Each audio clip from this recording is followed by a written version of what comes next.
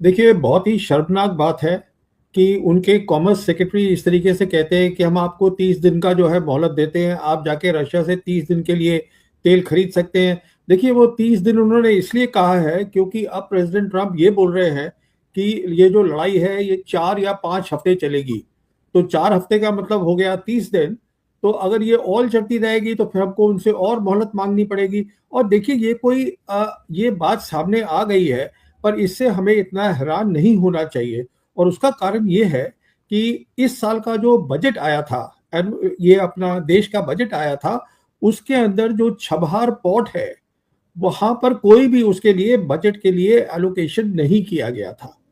तो इसके ऊपर कुछ ईरान ने टिप्पणी भी करी थी। अब देखिए, ये जो छबहार पोर्ट है जो हम बोलते रहते हैं, हमारे लिए ये international north south transport corridor है, ये बहुत ही इंपॉर्टेंट है। और इसके ऊपर हमने ईरान के साथ 10 साल का कॉन्ट्रैक्ट किया था, जो हमने साइन किया था मार्च 2024 में। और हिंदुस्तान ने इस कॉन्ट्रैक्ट पे 3050 डॉलर मिलियन डॉलर दिए थे, जिसमें 150 मिलियन डॉलर दिए गए थे कि पोर्ट का जो इक्विपमेंट है उसको खरीदा जाए।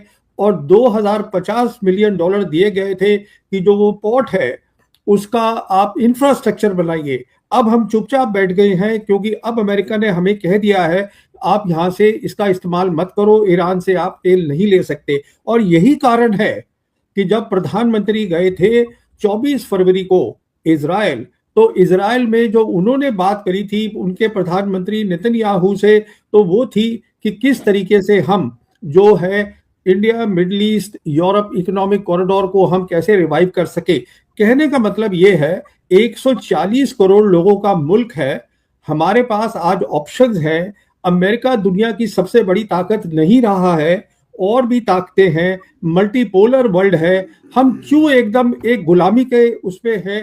शर्मनाक बात है कि हम इस तरीके से गुलाम दिख रहे हैं अमेरिका के आगे। और बात सुन लीजिए, ये जो इनके डिप्टी सेक्रेटरी स्टेट आए हुए हैं इस समय, क्रिस्टर लैंडो, ये अभी रसियाना डायलॉग में थे और वहां हम्म। उन्होंने साफ एक टूक बोला है कि ये जो ट्रेड डील हो रही है हिंदुस्तान और अमेरिका के बीच में, ये बहुत ही जरूरी है। और उन्होंने बताया कि ये ट्रेड डील ठीक चल रही है क्योंकि ये ट्रेड डील जो है ये बेसिस बनेगा हमारे रिश्ते का। कहने का मतलब ये है कि जैसे आप सब जानते हैं, आपके व्यूअर्स, 13 फरवरी 2025 को कुछ ही हफ्ते हुए थे, ट्रंप आए थे ऑफिस में, हमारे प्रधानमंत्री वहां गए, ये जॉइंट स्टेटमेंट साइन करी गई। और उसमें ये हमने साफ कहा था कि जो ट्रेड डील है हम दोनों के देश के बीच में, वो हम 2030 तक 500 बिलियन डॉलर्स तक बायलैटरल बना देंगे।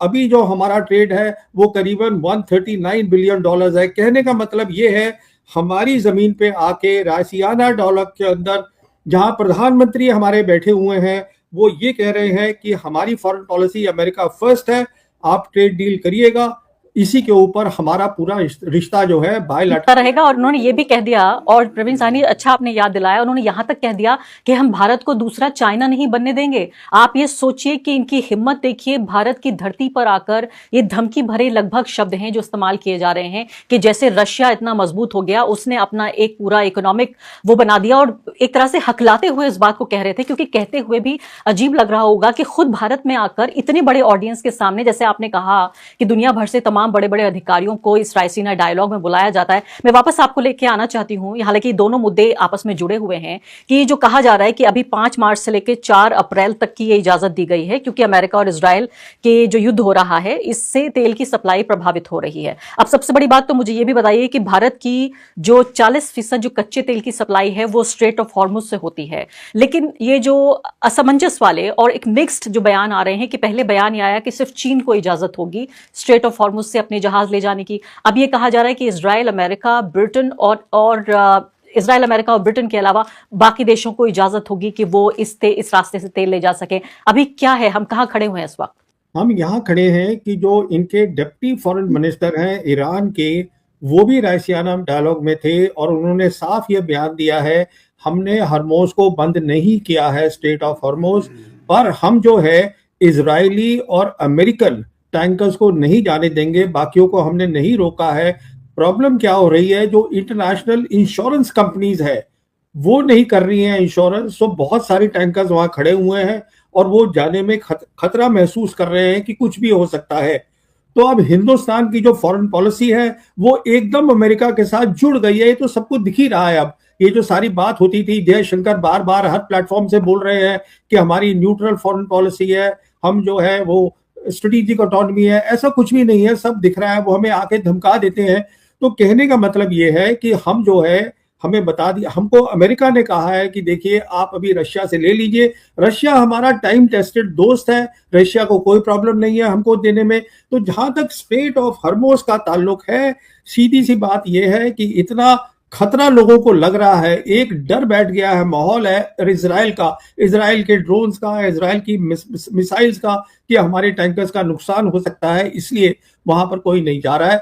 उन्होंने तो सिर्फ कहा है इजराइल और अमेरिका को हम नहीं जाने देंगे। जी हाँ, तो यानी कोई नहीं जा रहा है डर से, ऐसा नहीं है कि ईरान ने कोई इस तरह से एक शर्त रखी है कि सिर्फ चीन को ही वो रास्ता देगा, लेकिन साफ साफ कह दिया कि इन 3 देशों को कम से कम नहीं दिया जाएगा। अब मुझे ये बताइए आप प्रवीण साहनी जी कि ये खबर तो आई है रूस के तेल वाली, पहली बात तो मुझे बताइए क्या इससे कोई राहत होगी? वो ये कह रहे हैं साथ साथ कि ऐसा नहीं है कि रूस को कोई बहुत बड़ा इकोनॉमिक फायदा हो जाएगा, ये हम होने नहीं देंगे, लेकिन 30 दिनों की ये मोहलत आपको दे रहे हैं। हम जानते हैं इससे पहले हमारे ऊपर जो है वो टैरिफ लगा दिया गया था 25% का, और 25% और ज्यादा उस पर लगा दिया गया था। फिर ये भी कहा गया डोनाल्ड ट्रंप के जरिए कि मैं ये समझता हूं, मैं नाखुश हूं, इसलिए नरेंद्र मोदी ने तेल खरीदना बंद कर दिया है। भारत आधिकारिक रूप से तेल कंपनियां कह रही हैं कि हमने तेल खरीदना बंद कर दिया है।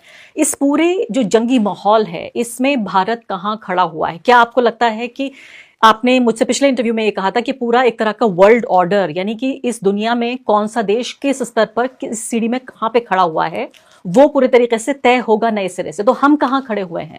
देखिए, जहां तक मिडिल ईस्ट का ताल्लुक है, हमारा वहां बहुत इन्फ्लुएंस था, जिसको मैं बोलता हूं जियोपॉलिटिकल रेलेवेंस। हमारा इन्फ्लुएंस एकदम खत्म हो गया है और उसका कारण बहुत सीधा है। पहले जो हमारी फॉरेन पॉलिसी होती थी मिडिल ईस्ट के लिए, तो वो ये होती थी कि हम पैलेस्टाइन के कॉज के लिए बात करते थे, हम 2 स्टेट सोल्यूशन की बात करते थे, और 1993 से हमारे डिप्लोमेटिक रिलेशन जो है वो इसराइल के साथ बने थे जब नरसिम्हा राव की सरकार थी। तो उसके बाद हमने एक बैलेंस रखा था, एक संतुलन रखा था, वो संतुलन अब मोदी सरकार ने तोड़ दिया है और हमारी जो रेलेवेंस है वहां पर वो खत्म हो गई है।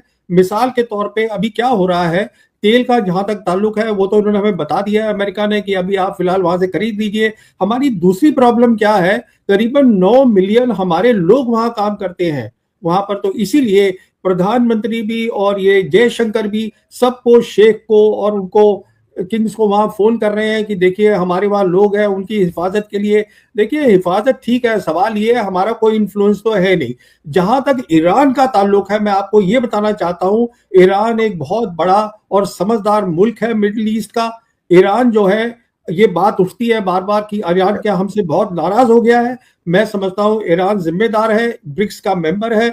ईरान जो है उसको एक परेशानी थी, एक दुख हुआ था, क्योंकि हमारे एरिया के अंदर उनका जो वॉरशिप था उसको अमेरिकन सबमरीन ने वो खत्म कर दिया, गिरा दिया। तो वो हमसे दुख उन्होंने जाहिर किया है और खुल के किया है। पर ऐसा कुछ नहीं है कि ईरान हमारे साथ ताल्लुकात नहीं चाहता है। दिक्कत यह है कि हम ईरान के पास नहीं जाना चाहते, क्योंकि हम जुड़ गए हैं एकदम। हमारी पूरी आज फॉरेन पॉलिसी, मैं कह सकता हूं 100% फॉरेन पॉलिसी अब जो है अमेरिका और इजराइल के साथ है, क्योंकि जो इजराइल है वो एकदम जुड़ा पड़ा है अमेरिका के साथ। आज जो लड़ाई हो रही है मिडिल ईस्ट में, ये अमेरिका की लड़ाई नहीं है, ये इजराइल की लड़ाई है जो कि अमेरिका लड़ रहा है। और इससे पहले मैं ये भी आपसे पूछ लेती हूँ जिस पर इतना असमंजस है, कोई भी खुलकर बोलने को तैयार नहीं है, लेकिन कम से कम आपको तो मैं उन लोगों में गिनती हूँ जो सच को सच कहते हैं, झूठ को झूठ कहते हैं, काला और सफेद का भेद कर लेते हैं।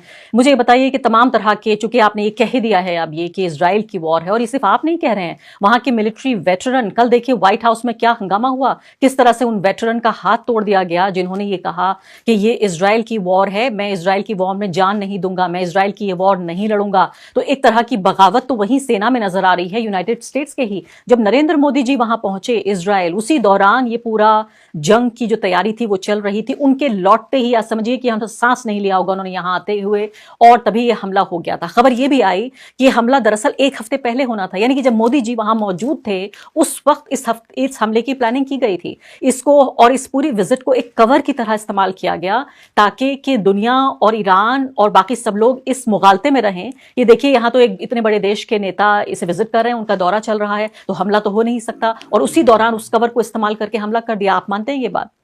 देखिए, ये जो प्रधानमंत्री मोदी इजराइल गए थे, ये मैं समझता हूं कि ये अमेरिका की सोच थी कि ये जाए प्रधानमंत्री वहां। और मैं ये भी कहना चाहता हूं कि जो एम्बेसडर सर्गियो गौर है, ये इन्होंने शायद बोला होगा प्रधानमंत्री को या किसी को बोला होगा। मैं इसलिए कह रहा हूं कि देखिए, 25 फरवरी को हमारे प्रधानमंत्री गए, 22 फरवरी को अपनी क्नेसेट में जो नेतन्याहू है उन्होंने बात कर दी हेक्सागन ऑफ अलायंस, और उसमें यह कह दिया कि अब इस हेक्सागन मतलब 6 नोड होंगे, 6 पॉइंट होंगे। उसमें एक पॉइंट होगा इजराइल बहुत बड़ी ताकत, एक होगा इंडिया, और बाकी 4 का पता नहीं है क्या है। कहने का मतलब यह है कि पहले से यह बता दिया गया प्रधानमंत्री के जाने से कि देखिए साहब, आप बहुत बड़े मुल्क है। तो उसके बाद फिर आप जानती भी हैं कि वो सेनेट के अंदर एक मेडल भी दिया गया, जिसमें जो मेडल पहली बार बनाया गया था। कहने का मतलब ये है कि प्रधानमंत्री को ये बताना था कि देखिए आप बहुत बड़े हैं। पर उनके जाने से क्या हुआ है, हमारी जो फॉरेन पॉलिसी थी अब वो एकदम खुल के सामने आ गई है। अब जो, क्योंकि जब प्रधानमंत्री वहां जाते हैं और खड़े होके गले मिल रहे हैं नेतन्याहू के साथ, तो उसमें अब क्या छुपा रह गया है। उसके एकदम बाद लड़ाई शुरू हो गई। जहां तक आपने बोला प्लानिंग लड़ाई की, मैं समझता हूं अमेरिका को शुरू से ना अभी तक पता है कि वो कर क्या रहे हैं। जिस तरीके से उनके वो जो बोलते हैं आज की रजीम चेंज होगा, फिर बोलते हैं इनके न्यूक्लियर वेपन्स होंगे, इस पे काफी बहस चल रही है। उनकी यूएस कांग्रेस के अंदर भी हुई है बहस।